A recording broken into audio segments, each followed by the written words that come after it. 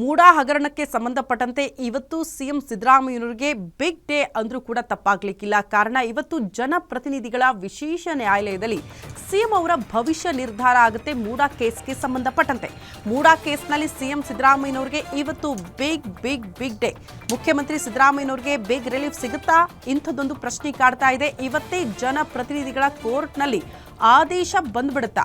ಲೋಕಾಯುಕ್ತ ವರದಿ ಆಧರಿಸಿ ಆದೇಶ ನೀಡುತ್ತಾ ಜನಪ್ರತಿನಿಧಿಗಳ ವಿಶೇಷ ನ್ಯಾಯಾಲಯ? ಲೋಕಾಯುಕ್ತದಿಂದ ಈಗಾಗಲೇ ಬಿ ರಿಪೋರ್ಟ್ ಸಲ್ಲಿಕೆ ಆಗಿದೆ. ಮೂಡಾ ಹಗರಣಕ್ಕೆ ಸಂಬಂಧಪಟ್ಟಂತೆ ಮಧ್ಯಂತರ ವರದಿಯಿಂದ ಸದ್ಯ ಸಿಎಂ ಸಿದ್ದರಾಮಯ್ಯನವರು ನಿರಾಳರಾಗಿದ್ದಾರೆ.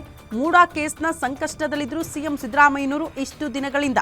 ಇತ್ತ ಸಿಎಂ ಸಿದ್ದರಾಮಯ್ಯ ವಿರುದ್ಧ ನಿರಂತರವಾಗಿ ದೂರುದಾರ ಸ್ನೇಹಮಯಿ ಕೃಷ್ಣ ಹೋರಾಟ ಮಾಡ್ತಾನೆ ಬಂದಿದ್ದಾರೆ. ಲೋಕ ಅಂತಿಮ ವರದಿ ತಿರಸ್ಕಾರ ಮಾಡಬೇಕು ಅಂತ ಸ್ನೇಹಮಯಿ ಕೃಷ್ಣ ಮನವಿ ಮಾಡಿಕೊಂಡಿದ್ದಾರೆ.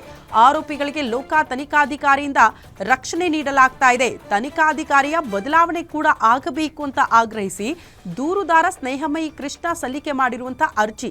ಈ ವಿಚಾರಕ್ಕೆ ಸಂಬಂಧಪಟ್ಟಂತೆ ಇವತ್ತು ಜನಪ್ರತಿನಿಧಿಗಳ ವಿಶೇಷ ನ್ಯಾಯಾಲಯದಲ್ಲಿ ಮಹತ್ವದ ನಿರ್ಧಾರ ಅಥವಾ ಮಹತ್ವದ ಆದೇಶ ಬರುವ ಸಾಧ್ಯತೆ ಇದೆ. ಆ ಬಳಿಕ ಸಿಎಂ ಸಿದ್ದರಾಮಯ್ಯನವರಿಗೆ ಬಿಗ್ ರಿಲೀಫ್ ಸಿಗುತ್ತಾ ಅಥವಾ ಸಂಕಷ್ಟ ಎದುರಾಗುತ್ತಾ?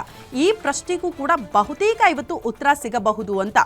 ನಿಮಗೂ ನಮಗೂ ಗೊತ್ತು, ಮೂಡಾ ಹಗರಣಕ್ಕೆ ಸಂಬಂಧಪಟ್ಟಂತೆ ಸಿಎಂ ಸಿದ್ದರಾಮಯ್ಯನವರಿಗೆ ಎಷ್ಟೆಲ್ಲ ಸಮಸ್ಯೆಗಳಾಯಿತು. ಅದು ನೀವು ತನಿಖೆಯ ವಿಚಾರಕ್ಕೆ ಮಾತ್ರ ಗಮನಿಸಬಾರದು, ಬದಲಾಗಿ ರಾಜಕೀಯ ವಿಚಾರಗಳಿಗೆ ಸಂಬಂಧಪಟ್ಟಂತೆಯೂ ಕೂಡ ಸಿದ್ದರಾಮಯ್ಯನವರ ಮೇಲೆ ಬಂದಂತಹ ಗಂಭೀರ ಆರೋಪ ಇದೆಯಲ್ಲ, ಅದು ವಿಪಕ್ಷಗಳಿಗೆ ಅತಿ ದೊಡ್ಡ ಅಸ್ತ್ರ ಆಗೋಯ್ತು. ಜಸ್ಟ್ 14 ಸೈಟ್ಗಳಿಗೆ ಸಂಬಂಧಪಟ್ಟಂತೆ ಸಿದ್ದರಾಮಯ್ಯನವರು ಈ ರೀತಿ ವಿಚಾರಗಳನ್ನು ಅಂದರೆ ಒತ್ತಡ ಹಾಕಿ ಇವರ ಪ್ರಭಾವದಿಂದಲೇ 14 ಸೈಟ್ಗಳನ್ನು ಪಡೆದುಕೊಂಡಿದ್ದಾರೆ ಅನ್ನುವಂಥ ಗಂಭೀರ ಆರೋಪ ಇದೆಯಲ್ಲ.